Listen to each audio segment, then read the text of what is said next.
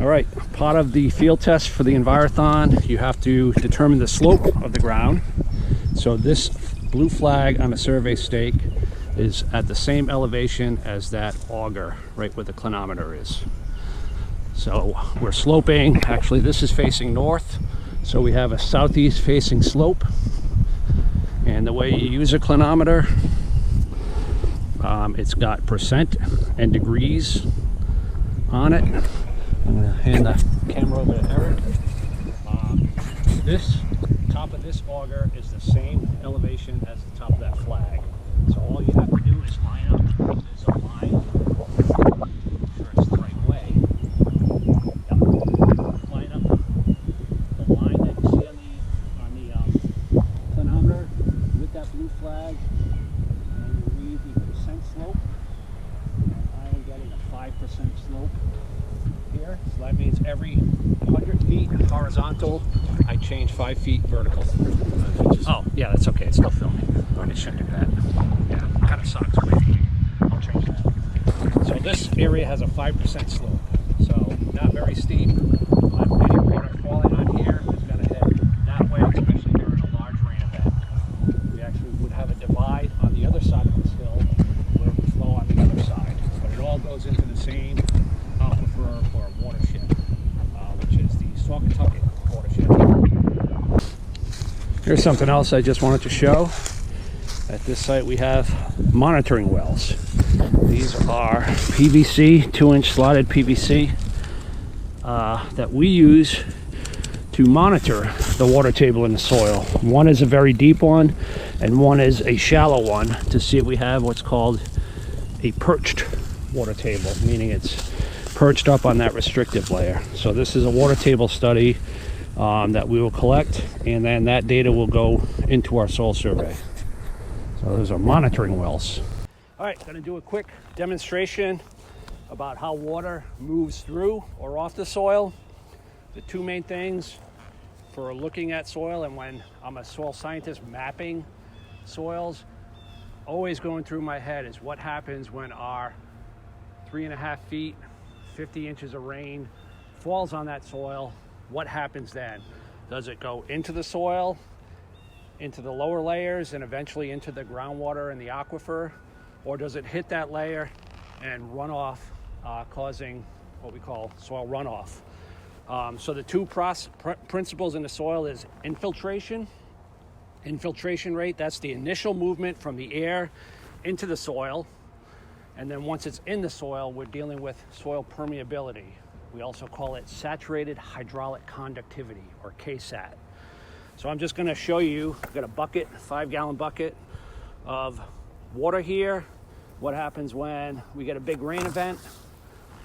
We can see some of the material is going into the soil, but I don't know if you can follow this. This is runoff.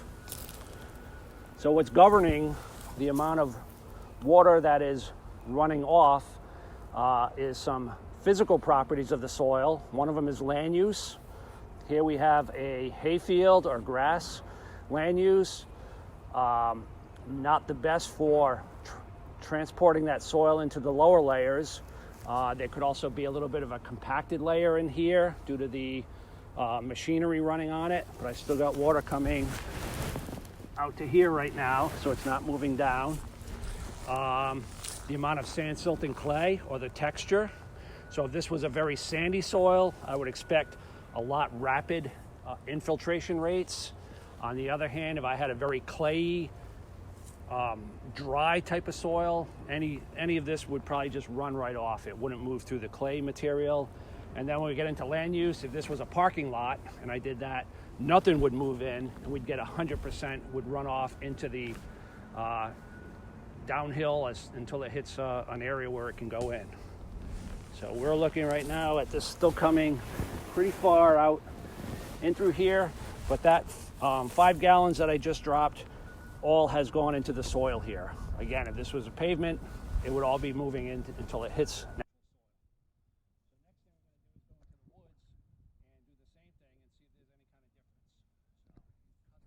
Right, moved into the wooded area, different land use change, mature hardwood deciduous forest here. Our soil pit is about 100 feet that way. I'm going to do the same test here. We're going to drop our bucket and see what happens. Right now it's only moved out to about here.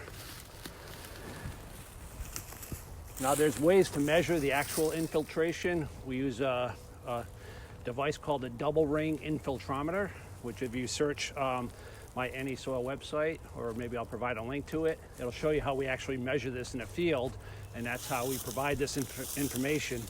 So on this soil, I'm not seeing any thin flow beyond about, 20 inches from the bucket, versus the other one, which was probably about down here now. What's the reason for that? We just take a soil core right here. We already saw that profile in there with the AP horizon right at the surface. This soil, we actually noticed that there's a nice organic layer. That's an O horizon. This would be an OI. And then what we call an OE, that's a hemic layer. So this is all organic material, and then it goes into the A. So rather than having just your A horizon, we actually have a nice leaf litter.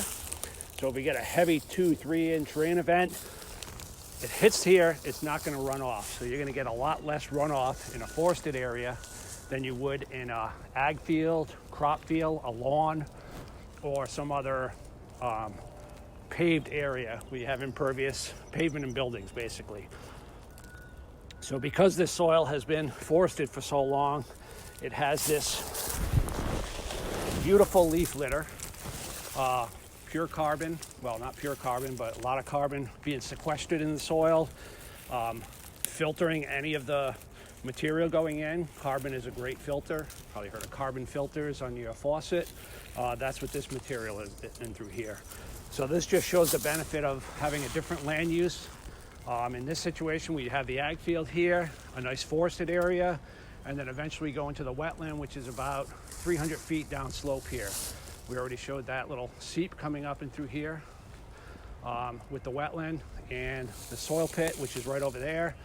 That actually shows, even though this is a forested area, we still have an AP or a plow layer. So this was in agriculture at one time, abandoned probably 100 years ago, and now is reverted back to a hardwood forest with trees that are probably 60 feet tall.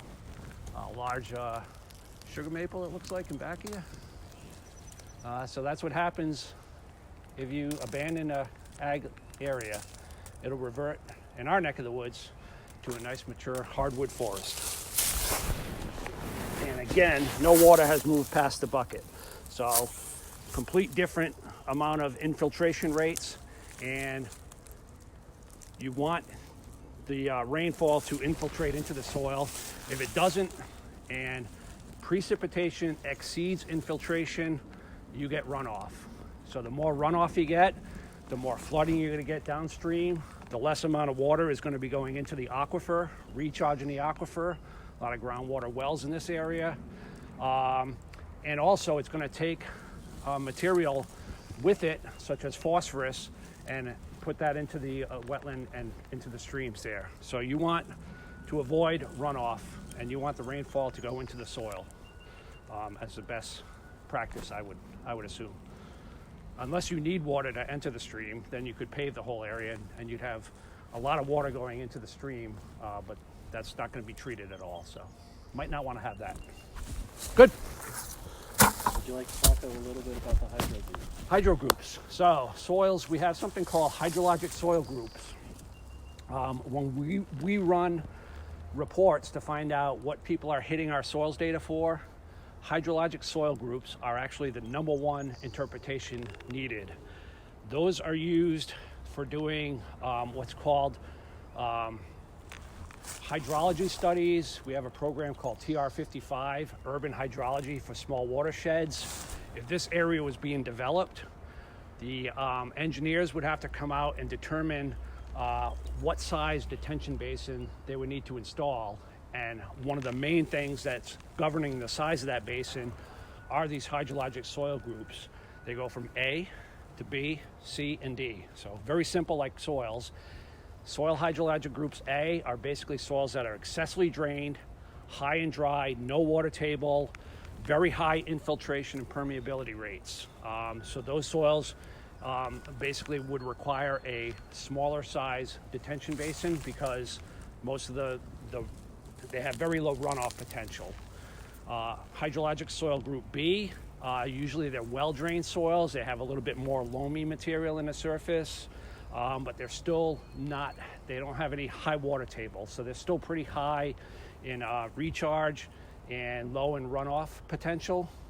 Hydro group C, which is what we have here, are soils that are have slow infiltration rates in the surface. They're usually finer textured, and they have some kind of seasonal high water table. So this soil, you can see 24 inches down, we have a water table.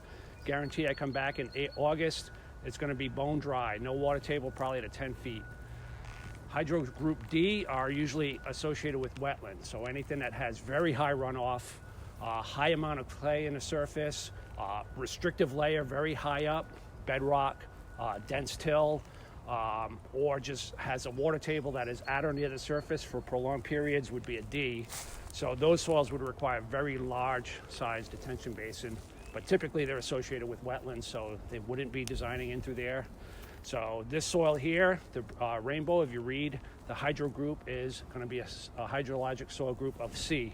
So it has moderate surface runoff potential during the wet season. But also if we have a large hurricane type event in April, we have seen these water tables peak right up on our hydrographs. So they can have issues with flooding. If I had a house on this soil, some of the other interpretations we're looking at, dwellings with basements. Would you want to have a 6-foot basement on this soil right here when we see water in the pit right now? Nice clean water. But again, figure your right now, if you were to have this in a basement in your house, you would have a French drain and a sump pump that has to run and move this water somewhere. Getting rid of that water sometimes is an issue. Some towns don't allow you to hook into the storm drain or the sewerage. You have to have some kind of structure in your backyard to move this water into, which is probably just going to cause it to go right back into the house. So you'll be running a sump pump all spring long. Septic systems. In Rhode Island, you need at least 16 inches to a water table, 18 inches to a water table to have this nice aerated zone for a septic drain field. On this soil here, actually, if this was a wet period, we could see these redox features coming right up to the A horizon, and here is definitely within 18 inches. So this soil, you could not put a septic system in. So we were developing this, and all of Kingston here is on septic systems. This would not be able to accept it. The reason why you need that separation is for pathogens. An aerobic or oxygenated area kills the pathogens. If you don't have an aerated and you get saturated conditions, you risk having pathogens getting into the groundwater there. So that's what the separation does. It provides an aerobic zone to kill the pathogens. Other interpretations we look at is farmland. So we talked about the rainbow soil having that nice silt loam, high available water holding capacity. The slope was only 5%. Not sure if that's highly erodible, but that would make it basically a prime farmland soil because it's level, it doesn't have many stones on it, and it has a high water holding capacity, high fertility. That's a prime farmland soil. We come into here, this is the same soil type, but if you can see the boulders here, this would actually not be a prime farmland soil type. It's what we call a very stony phase of the rainbow soil. It's a different map unit phase. It's the same soil, but the stones and boulders prohibit the farmer from going in and plowing this unless they remove those stones and boulders. It probably is very well suited for forestry, sugar maple, hardwoods, oaks, and that sort of thing. If we were working in that wetland, we do see that, kind of walk over this way, don't fall.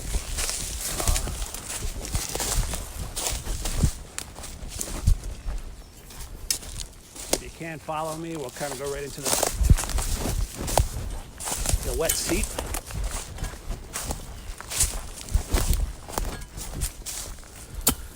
So again, if you picture this area being developed, the first thing before even the determination for septic would occur, there's a bumblebee right there, would be the wetlands would have to be flagged. So telltale sign something's getting developed, you'll start seeing blue flags. I'm sitting right here on the wetland edge.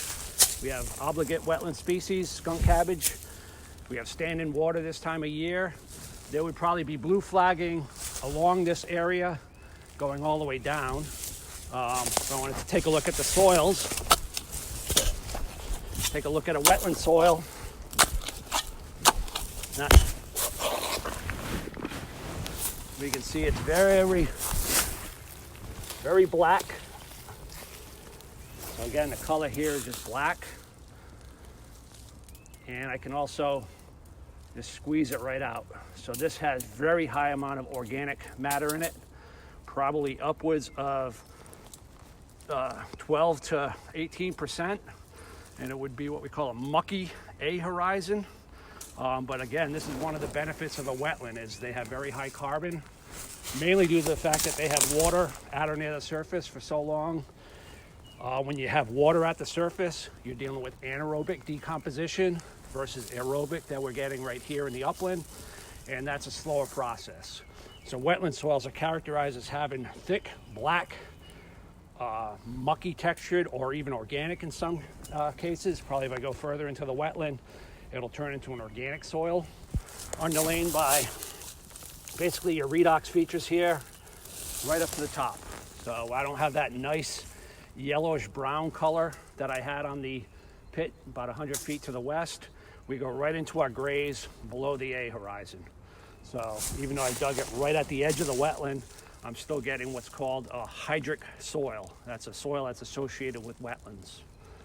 So wetlands are defined by three factors: soil, vegetation, and hydrology. You need all three to meet a federal wetland. We have obligate plants.